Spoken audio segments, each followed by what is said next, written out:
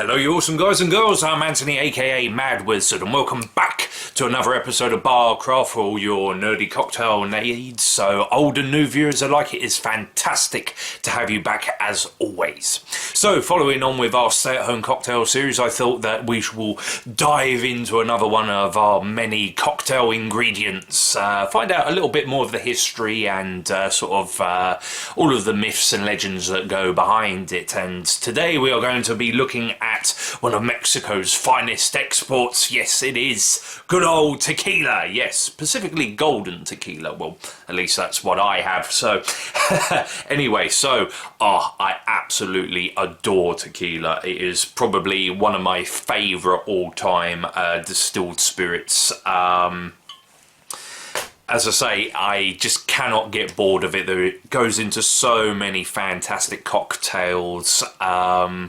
As I say, it makes a fantastic base, or even just to be drunk and straight with a bit of salt and lime, it is absolutely gorgeous. So we're going to look into the history of tequila. Yes, what is all of this? Like, what does all of this mean? Agave, 100% copper distilled. What does that all mean? Where did it come from? And of course, after all of this, we're going to celebrate with a bit of a drink. And of course, what more better tequila drink than there is than the good old-fashioned Margarita? Yes. A combination of salt, lime, orange and tequila. A fantastic combination of citrus explosions and wonderful botanical agave nectar distilled spirits in a glass. Can't wait to get started. So, tequila, let's do this.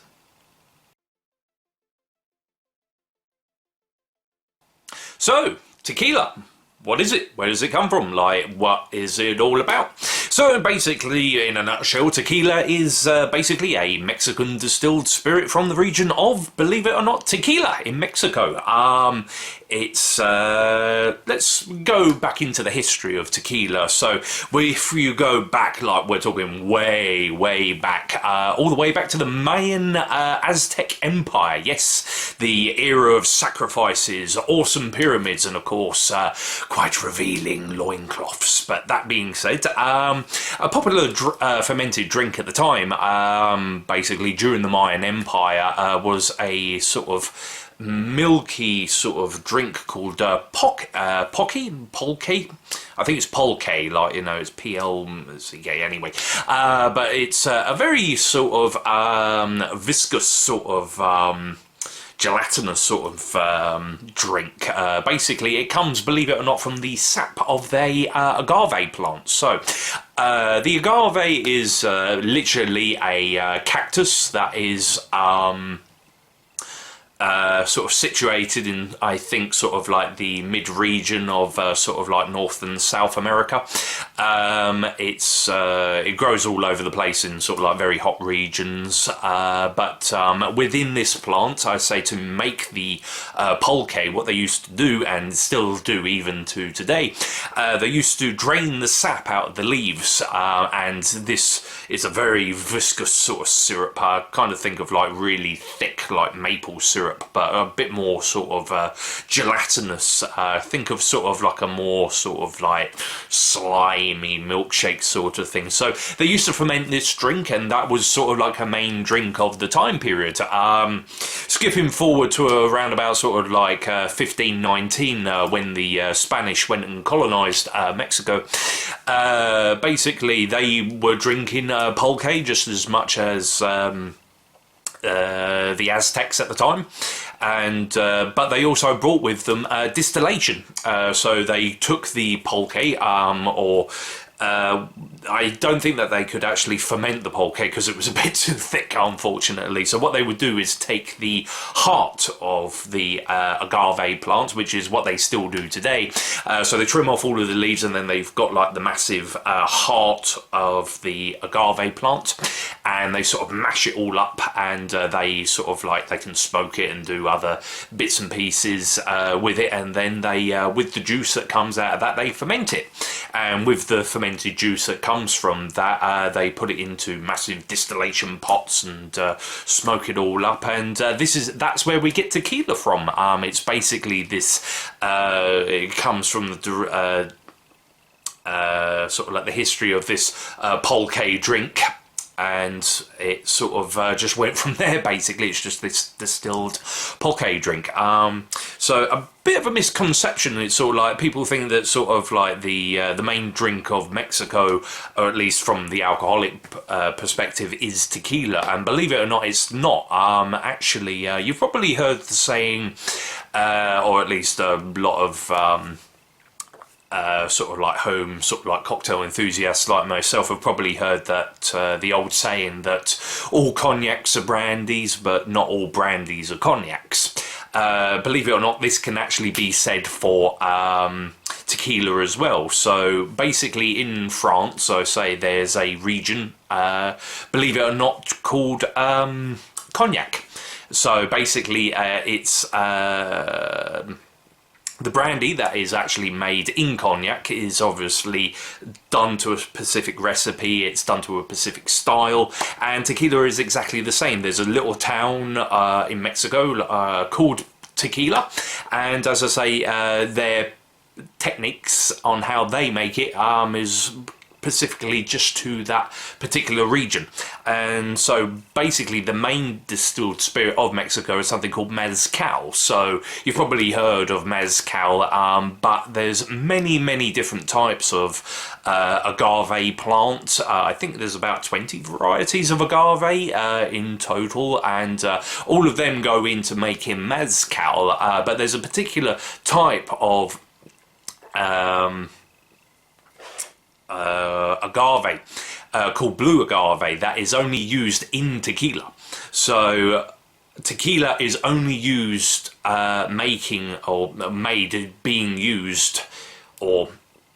so tequila is only made being used this blue agave, whilst everything else is mezcal. So basically this is where we get tequila from. It's probably a lot easier to get mezcal if you're over in the US or Mexico and stuff like that, but obviously me being in Britain or the UK, it's a bit harder to obtain mezcal, and I do really enjoy mezcal. It's fantastic with a bit of grapefruit juice and a bit of salt and lime and stuff like that. Is absolutely fantastic, but tequila is the main one that we can get a hold of. So what is with the colour? So normally there's two types of tequila. There's silver tequila, which is like a nice clear tequila, and you have gold tequila, which is what we have here. And essentially the only difference is that this one has been barrel aged. So we've talked about barrel aging before. Basically this is where a lot of the time a lot of the flavours and complexities actually have time to soak up a lot of the wood that they put into barrels and stuff like that, and it just sort of like gives a much more smoother, richer flavour. And I'm a massive big fan of golden tequila. Silver tequila is very nice, but I just prefer the golden, especially if you can get one which, if you can read on the cap there, says that this has been copper pot distilled, yes, which gives a much better flavour. We can go into distilling a lot more in another video, but normally with something's actually come from a copper distillation unit, it's actually a lot better, at least in my opinion. There is a lot of conspiracy at the moment saying that sort of like, about sort of like the copper getting into the drinks and actually sort of like giving you sort of like copper poisoning and stuff like that. But I think that when they were testing it, that you're more likely to actually die from there's so like little amounts in there that you're more likely to actually die from alcohol poisoning than you would actually copper poisoning, to actually get the amounts that you would actually need for the traces that are actually in there. So as I say, it's not really a problem to distill in copper because it has been done for centuries and they lived quite fine. So but that's a story for another day. So yeah, that's basically tequila in a nutshell. So basically let's get on with the margarita. So interesting fact about the margarita: where did the margarita come from? Believe it or not, the word margarita actually comes from the Mexican word daisy. And daisy was a very popular cocktail during sort of like the 1930s. it was just a simple combination of brandy, lime, and orange liqueur.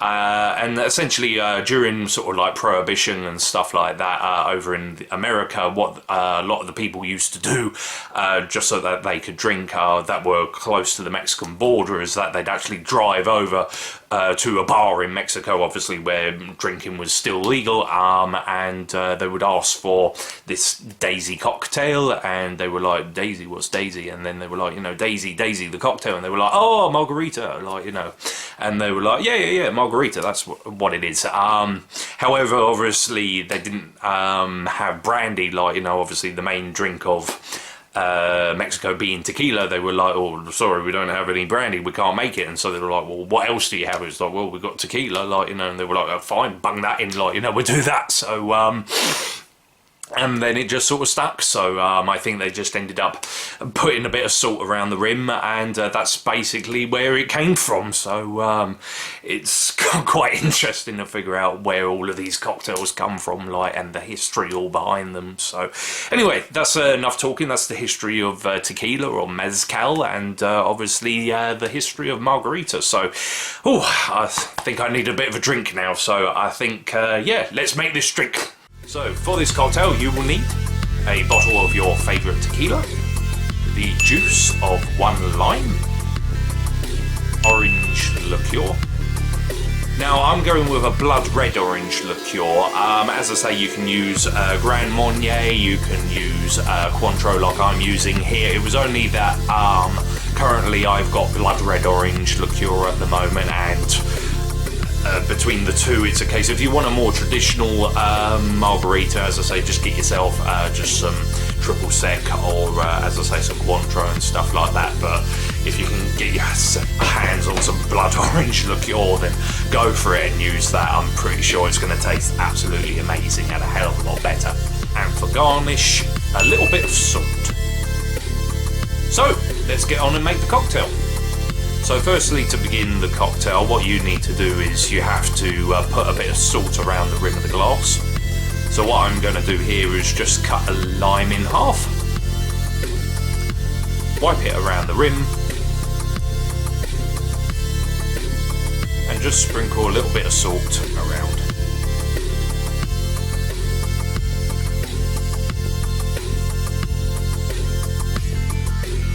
What I'm also going to do is squeeze some fresh lime as well into this. Now, you don't have to use fresh lime. I'm currently using fresh lime because I just have them, but you can use concentrate if you really want, but using fresh ingredients just gives a much better depth and complexity to the drink. So if you can use fresh, please do, but in a pinch you can use concentrate if you really want to. So now we're ready to build the cocktail. First of all, you want to put some ice into the glass. Now, I know I've said before in the past that I'm not a big fan of actually adding ice to cocktails. However, with this particular cocktail, it really should be served quite cold, so I'll make a small exception to that. So after adding the ice, you need 2 shots of tequila.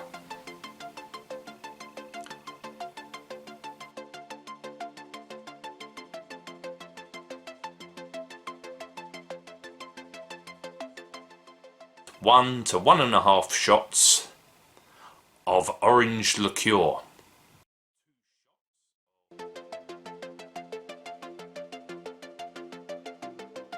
1 shot of lime.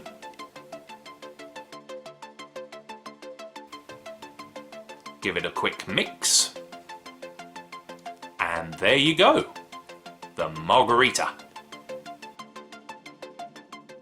So there you go, the margarita. Oh, it smells amazing. Just a combination of like that tequila and the lime juice and everything. I'm getting the orange citrus. Oh, it's absolutely amazing. So anyway, cheers.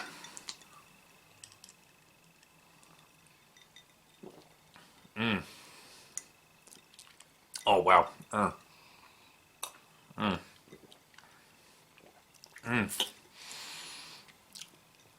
Oh, that is good. That is very, very good. first flavour that you get is obviously the salt around the rim. So you have this sort of coating of sodium around your mouth, but then you have this extreme sort of like sour, limey flavour that comes in, and you need that salt just to counteract that. But then because of that, you've got this beautiful, silky, smooth sort of tequila flavour that comes in, especially if you use a good tequila as well. That's the main thing. Use a good tequila, you know. Life is too short for cheap tequila. So, and yeah. So it's a cold drink. As I say, like, I mean, I tried to film this quite quickly, I mean, because the ice is melting quite quickly, but I think it's one of those drinks that you sort of rotate as the evening goes on, I say. So you get the salt and the sour. It's salt, sour, sweet, all those different flavours in there. I mean, there's like a background hint of orange, you know, which is very nice. I'm getting the salt all in my beard. But it is an absolute wonderful, wonderful cocktail. Wonderful cocktail. The lime juice, like the fresh lime juice, really does make a hell of a difference. As I say, you can use concentrate, but as I say, that freshness just really comes through in the final result. So another little interesting fact I thought I'd just throw your way before the end of the video is the tequila worm. Yes, the little wormy worm at the bottom of the bottle. What is it for? Like, you know, why did they put worms in tequila? Or mezcal, I should say. Well, essentially, obviously, modern day technology, we don't need to do that anymore. But apparently back in the day, I don't know if people know this or not, but when a spirit oxidizes, so if you allow a alcoholic beverage to be exposed to the oxygen in the atmosphere, it starts deteriorating and it starts reverting the alcohol into an acid. This is basically where we get vinegar from. So like essentially malt vinegar or white vinegar is essentially just alcohol that's gone bad, it's turned acidic, which obviously you don't want to drink. So obviously back in the day, they didn't actually know whether if some things turned bad or turned acidic or not in the bottle, because essentially if you went and drank it, it would potentially kill you, like, you know, because it's theoretically an acid. So what they used to do is they used to put these little worms inside the tequila. And essentially, because alcohol is a natural preserving agent, if basically after they'd left it for a while, if the worm was still there, basically the alcohol would preserve the worm and it was safe to drink. However, if the worm had disappeared, like, you know, and there was a sort of foamy substance on the top, the alcohol had oxidized, it had turned acidic. And obviously being an acid, like, you know, the worm dissolved in there, so it wasn't actually safe to drink. So that's basically what the worm was for. It was a indication whether if the tequila or mezcal in this instance was basically safe to drink, essentially. And yeah, I'll say they still do put the worm in certain tequilas and mezcals now, but mainly just for nostalgia. I mean, we have more, as I said at the beginning, more technological equipment where we don't actually need to put worms in alcohol anymore to make sure that they're not acidic and they're safe for human consumption. But anyway, there you go. That's the story of the little tequila worm, so, or the mezcal worm in this retrospect. Anyway, hope you enjoyed the video, guys. I say it was great fun, as I say, as always, making these cocktails for you. I mean, as I say, you get to have a bit of a history lesson, chill out, have a drink at the same time. Hope everybody's staying safe and secure at this sort of weird time.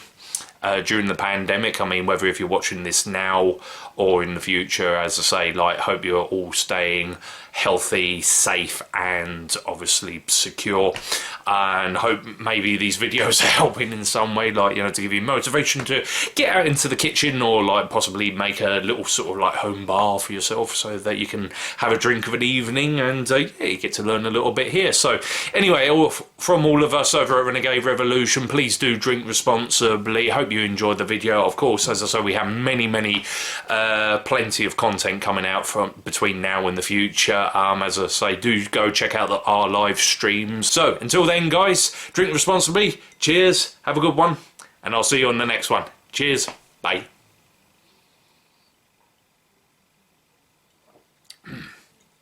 Tequila.